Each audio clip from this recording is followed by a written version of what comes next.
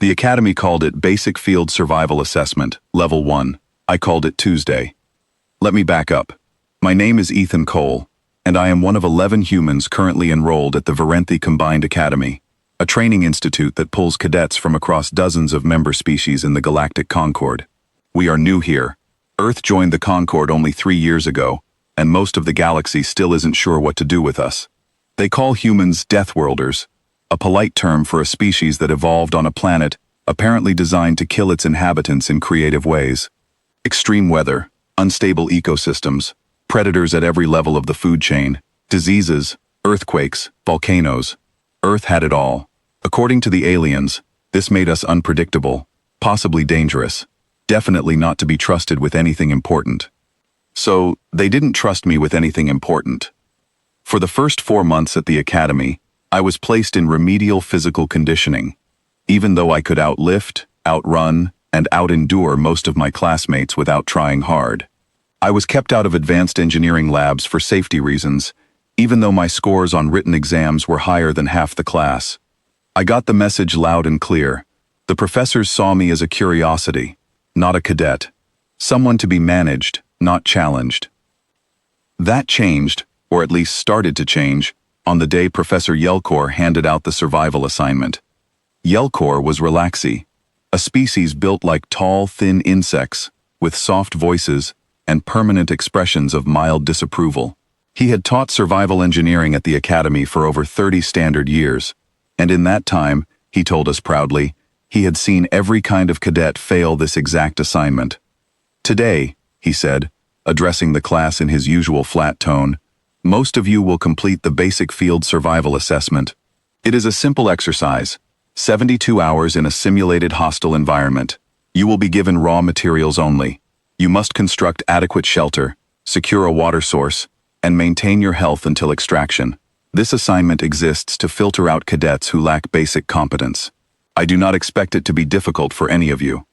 Then his eyes moved to me, and his tone shifted, just slightly, for everyone to notice.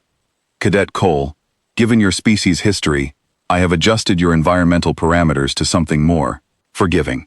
I would not want you to overextend yourself. A few students laughed quietly, not cruel laughter, just the kind of laughter that comes from people who have already decided what's going to happen and find it a little funny in advance. I heard someone near the back mutter a bet in Varenthi Standard, something about how long before the human needed rescue. I didn't say anything. I just nodded and said, "Understood, Professor." Inside, though, I was already smiling. See, here's the thing about hostile environments, as defined by species that evolved on gentle, stable homeworlds. Their idea of extreme cold might be a temperature that would barely require a jacket back home. Their idea of dangerous terrain might be a rocky hillside that any hiking club on Earth would consider a nice afternoon walk. I had grown up reading about explorers who crossed frozen tundras with nothing but sled dogs and stubbornness. I had listened to my grandfather's stories about surviving 3 days lost in a forest with no food, just because he refused to panic and knew which plants were safe to eat. Humanity didn't just survive Earth. We turned surviving Earth into a hobby. We call it camping. The simulation chamber was enormous, a dome large enough to hold an entire artificial biome. When the doors sealed behind me, I found myself standing in a landscape of gray rock, thin freezing air, and a sky the color of a healing bruise. Sensors embedded in the walls tracked my vitals, my movements, and every decision I made. Somewhere outside, Professor Yelkor and half my class were watching a live feed, waiting to see how quickly the Deathworlder would crack. I took a breath of the cold, thin air, and felt something settle in my chest. Calm. Familiar. Almost comfortable. "All right," I said to no one in particular, my breath fogging in front of me. "Let's get to work." The materials provided were basic: a folding multi-tool, a coil of synthetic cord, a thermal tarp, a handful of fire-starting components, and a water purification kit. Most cadets, I learned later, spent the first several hours of the assignment simply exploring the terrain, trying to understand the environment before making any decisions. Overthinking, in other words. Hesitating. I didn't have that problem. I had done versions of this exercise since I was 12 years old, back when my father used to take me and my sister into the mountains every summer. Just the three of us. A tent, and a promise that if we couldn't build a fire in the rain, we didn't eat a hot meal that night. Survival wasn't theoretical to me. It was muscle memory.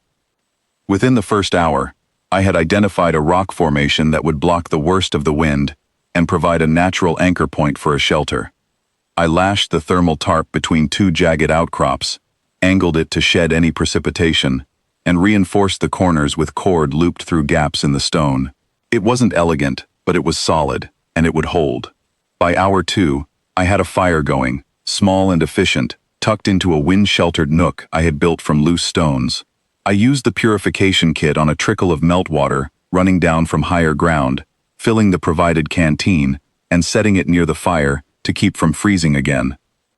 By hour 3, I had grown, honestly, a little bored. That was the problem with the assignment.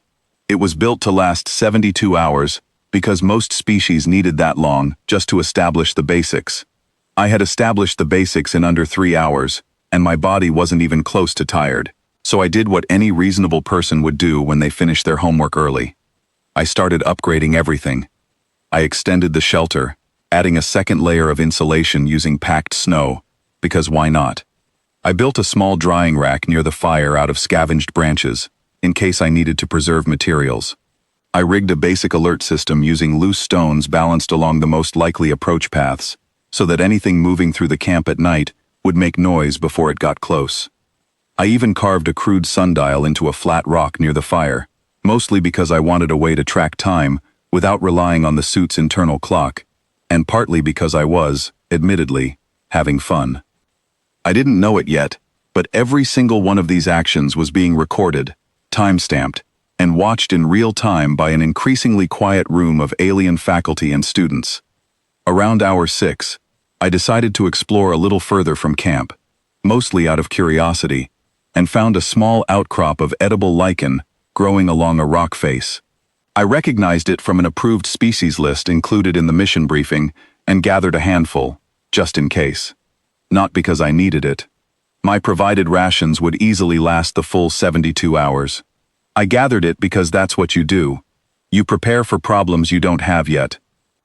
By the time I returned to camp, the simulated sun was beginning to set, painting the gray sky in streaks of orange and violet. I sat by my fire, ate a small meal, and updated my log for the mission record, speaking casually into the recording device strapped to my wrist. Day 1 complete, I said. Shelter secure, water source established, perimeter alert system in place, supplemental food source identified, environmental conditions manageable. This is, honestly, kind of relaxing, reminds me of camping trips back home. Might try building a proper wall tomorrow if I get bored again. I had no idea that on the other side of the chamber wall, that recording was being replayed 3 times in a row to a room that had gone completely silent.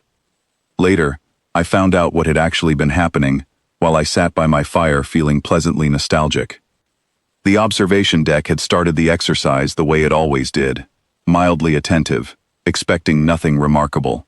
Professor Yelkor had reportedly told the class that the exercise would likely take the human cadet the better part of 2 full days, just to establish a stable shelter, if he managed it at all. Several students had already placed informal bets on when the extraction team would need to step in.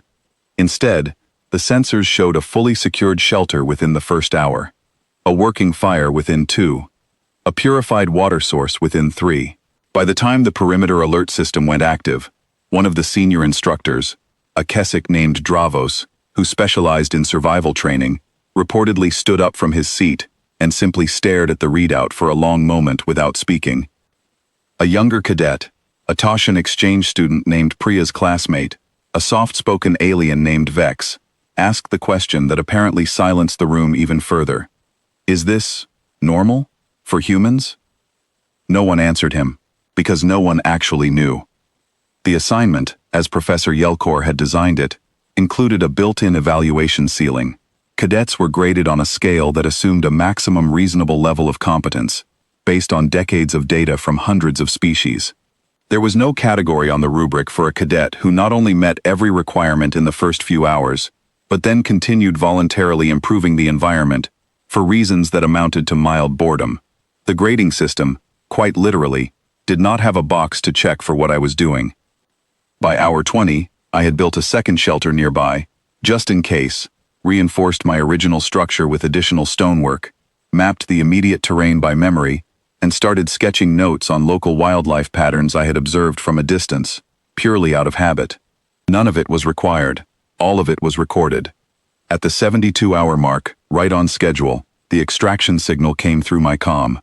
"Cadet Cole," came Professor Yelkor's voice, noticeably more careful than before. "Assessment complete. You may exit the chamber." I stood, stretched, kicked a little snow over my fire, and gathered my things. "Copy that, Professor. For what it's worth, I could have kept going a while longer if you needed a longer sample. Wasn't really pushed to my limit." There was a pause on the other end. A long one. "That will not be necessary," he finally said. When the chamber doors opened and I stepped out, I expected the usual mild indifference, maybe a few polite nods. Instead, I walked into a room that had gone completely silent. Dozens of alien cadets stared at me, the way you might stare at something you thought you understood, right up until the moment you realized you hadn't understood it at all. Professor Yelkor stood near the control console, antennae twitching slightly, clearly recalculating something in real time. "The assessment," he said slowly, "was designed to establish baseline competency over a 72-hour period. You achieved full mission parameters within 3 hours and proceeded to voluntarily exceed every remaining benchmark for the following 69. I shrugged, honestly a little embarrassed by all the attention. I mean, it wasn't that hard. Where I'm from, this is basically what we call a weekend. Nobody laughed this time.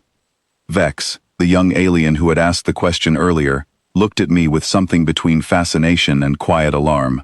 "You built 2 shelters, for a mission that only required 1. "Habit," I said. "Always good to have a backup." Professor Yelkor said nothing for a long moment. Then he turned to his console, made a short notation, and without looking up, said quietly, "I will need to submit an amended report to the Academy Oversight Committee." I didn't think much of it at the time. I figured I'd get a good grade, maybe a little extra respect from classmates who'd been underestimating me for months, and move on with my studies. I didn't realize until much later that my mission log had already been flagged and forwarded up the chain, past the Academy Oversight Committee, past the Regional Concord Science Division, all the way to Central Command's newly formed Human Affairs Office. Attached to the file was a short note from an analyst I never met, one line that apparently caused several closed-door meetings in the following weeks. "Recommend immediate reclassification of baseline human physical and survival capability. Current data significantly underestimates species potential. Review requested at earliest convenience." As for me, I just went back to my dorm, ate dinner, and told my human classmates about the assignment. We had a good laugh about it. To us, it wasn't extraordinary. It wasn't even particularly impressive. It was just Tuesday,